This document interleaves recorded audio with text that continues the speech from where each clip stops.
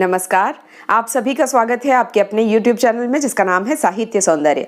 साहित्य सौंदर्य में आज हम हर्षिता पाटिल की डिमांड पर लिखी गई कहानी पेड़ का घमंड पढ़ने जा रहे हैं।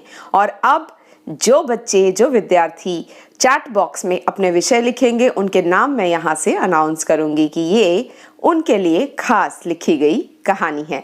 तो आज की लघु कथा लिखी गई है हर्षिता पाटिल की डिमांड पर। तो पढ़ते हैं पेड़ का घमंड।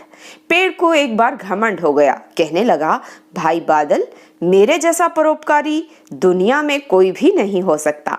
मैं मनुष्यों को प्राणवायु देता हूँ, मीठे फल देता हूँ, औषधि भी देता हूँ और पक्षियों को आश्रय देता हूँ, पशुओं को गर्मियों में छाया देता हूँ और बरसात में उनके लिए स्वयं छाता बन जाता हूँ। चींटियों जैसे छोटे छोटे जीव जंतु मेरी जड़ों में अपना घर बनाकर रहते हैं। बादल बोला, बात तो ठीक है पेड़ भाई, लेकिन अगर मैं ही ना रहूं तो तुम्हें जीवन कौन देगा? इसलिए मैं तुमसे ज्यादा परोपकारी हूं।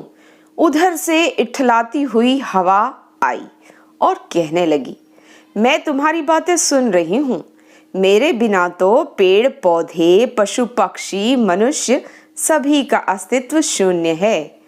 बादल भाई, तुम मेरे बिना बह नहीं सकते और पेड़ चाचा तुम तो मेरे बिना सांस भी नहीं ले सकते। बादल, हवा और पेड़ के बीच बहस होने लगी। तीनों ने कहा, चलो मिट्टी से पूछते हैं कि हम में से सबसे महान कौन है। मिट्टी इन सब की बातें चुपचाप सुन रही थी। मुस्कुराती हुई बोली, बेटा पेड़, मेरे जीवन को तो तुमने ही सार्थक किया है, तुम तो तारीफे काबिल हो।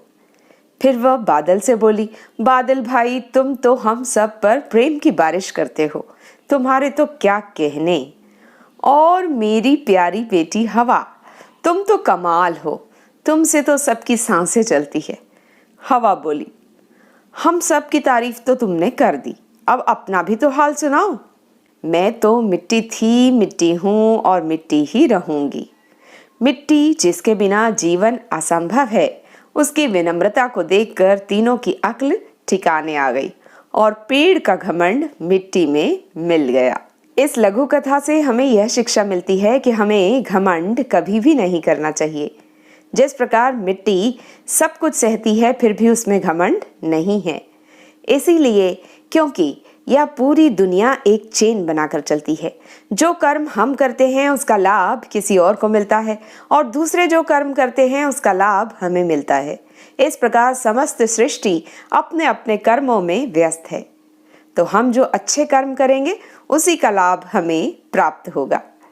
उम्मीद करती हूँ आज की लघु कथा आपको पसंद आई होगी। अगली लघु कथा में फिर मिलेंगे, तब तक के लिए गुड बाय, नमस्कार।